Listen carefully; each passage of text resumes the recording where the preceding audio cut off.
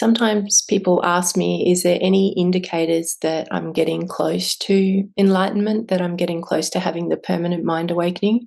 And although it is a grace and it's divine timing, there are certainly indicators that can show that someone is making good progress with awakening, perhaps getting closer, which is what I'm going to talk about today. So I've written down a list so I can try and remember.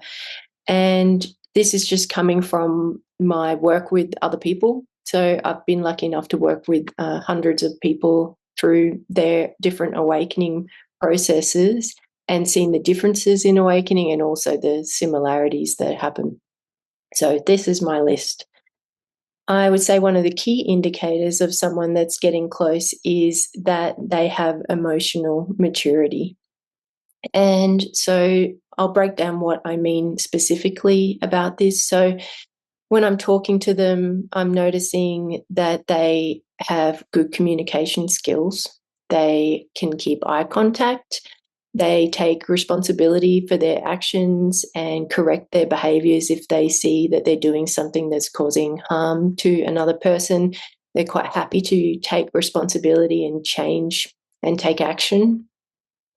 They're empathic and compassionate. They care about other people. They care about perhaps the environment, the world, the people suffering, animals. Naturally, their heart is open or opening. They're respectful in the way that they talk about other people or to me as well. They know how to set boundaries, healthy boundaries, and how to hold boundaries, and have learned all about that difficult lesson. They have humility, so they don't act like they know everything. They're basically humble. They know their place in this, which is that they don't exist as a person, and they're happy to, even if they're scared, to surrender to the process of awakening. And they're also good at taking feedback. They don't shut down automatically if they get triggered and are unable to hear what's being said. They're able to take things on board and then reflect upon it and take action if necessary. So we could put all of that just into the category of emotional maturity, but that is certainly something that is developed through the awakening process if it's not already there, and is something that usually happens before and is developed before you have that permanent mind awakening. So again, with awakening, it's not about perfection or anything like that. It's just underdeveloped areas and illusion and seeing the truth. There's lots of different components to it. All of that wants to happen before certain shifts take place. I notice that the person will not have a lot of doer energy if they're getting close to this shift. So someone that has a lot of doer energy might say, I work full time, I have kids, I'm running from one task to another, and I always have something that I have to do and a lot of responsibility. And that's fine. It's totally fine wherever anyone is on this path. But someone without much doer energy might say, I've retired, or I've gone part-time, or I'm taking a sabbatical, and I basically don't do much during the day. I meditate, I go for a walk, I sit with my dogs or something like that, but there's not much doer energy left there. They've gone through a process of depleting the doer energy, and there's just a lot of just natural being through the day and relaxing, and not a lot of busyness happening. So that's often an indicator as well. But of course, we all have different responsibilities. The next one would be that they're mostly present. So when I'm looking at them, I'm looking at their eyes and seeing, are they really here right now in this conversation, or are they going to the mind? Are they getting lost in thought? So if they're mostly present in the conversation, then that's an indicator of progress with awakening, and would be something that I'm looking for if someone's wanting an indicator that they're getting closer to this shift, is that most of the time they're present as they're getting closer to this shift. and having a readjustment in life. So this is one of the harder parts of awakening, but they've had some type of restructuring happening in life. And this could be multiple times. This could be a really big deal, like everything dropped away and was reset and started again, or just one or two significant things were changed. But there was some kind of restructuring that happened in the lifetime. They haven't just been doing their spiritual practice and nothing's really changed in them or in their life. That would be an indicator of things not really, like identity not really letting go. But if they've had a big restructuring of life, their life is quite different now, a lot of things have been taken away, then that is usually an indicator of someone that's done a lot of progress with awakening. One of the things we let go of during the awakening process is our ways that we cope and avoid, our coping and avoidance strategies. And so this includes addictions. So someone that's getting close to this shift would have let go of these strategies. So all addictions would have worked through and been surrendered. And then, they're more obvious coping strategies, but also the more subtle ones, which could be overeating or talking to a friend to get your emotional needs met instead of sitting and feeling it yourself.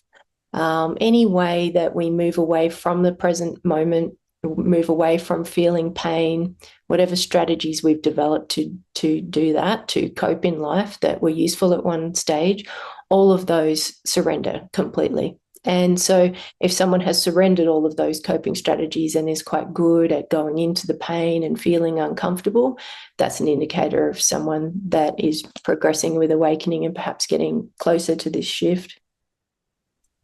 I would expect this person that is getting closer to have faced existential aloneness and existential terror to some degree. And I won't go into those two topics because they're sort of big topics, and I've got other videos that I'll link to in the description. But having faced the aloneness to do with existence, to do with there being only one and not to do with being on your own, is quite different. And also the terror of that you are alone, or that you don't exist as a person, or that you exist everywhere. However, the terror shows up differently for each person.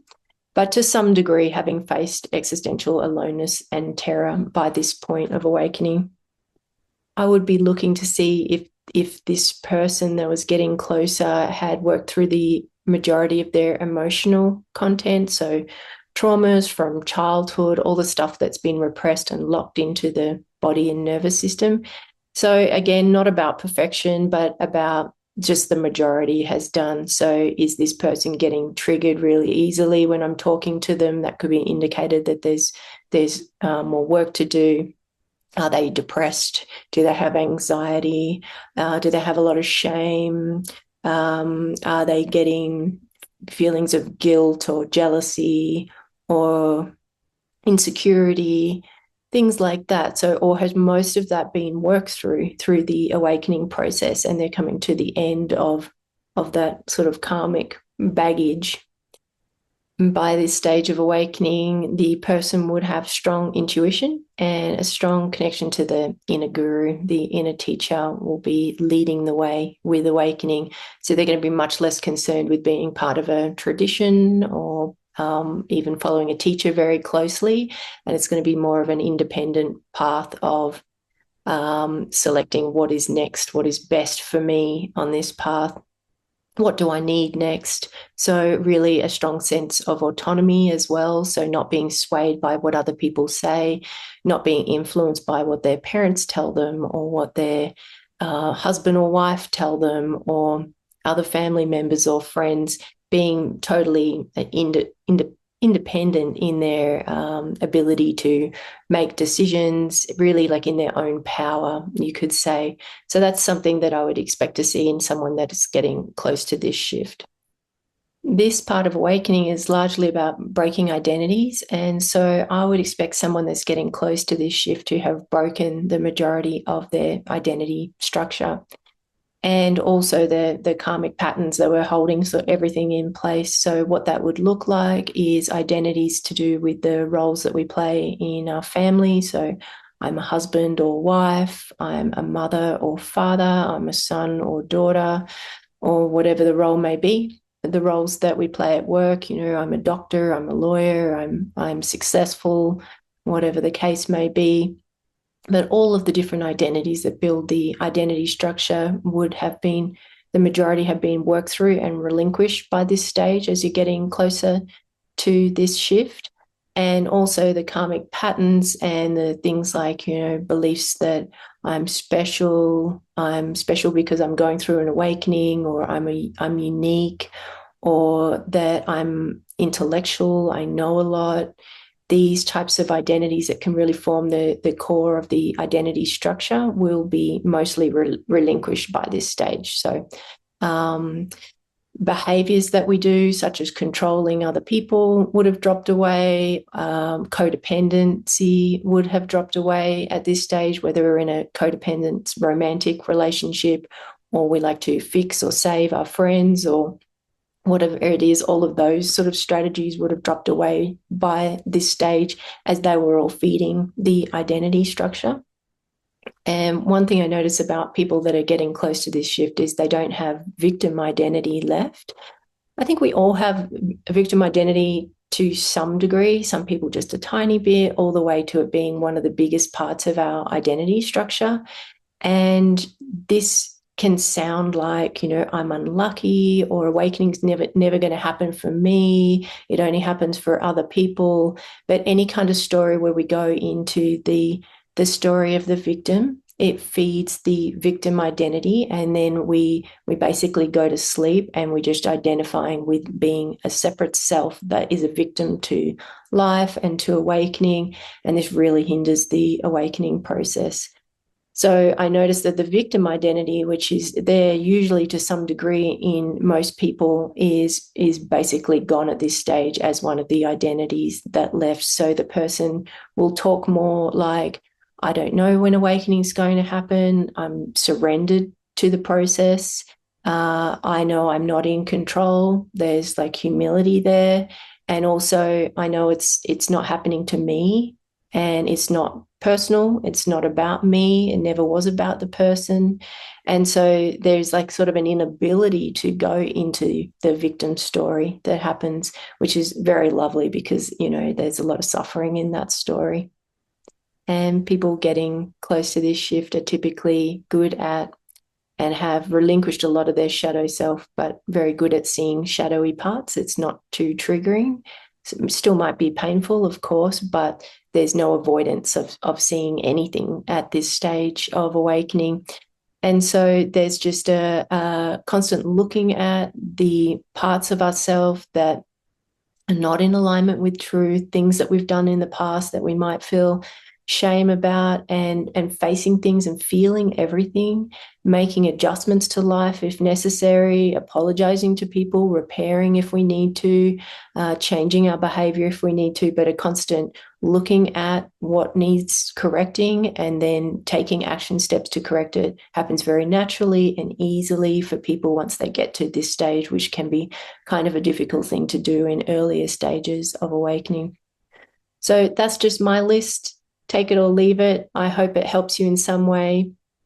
You can use this video to either check off where you think how you're going with awakening and how close you're getting, or also to use it as a guide. You can break down each chapter to see what areas you might have left to work on with awakening.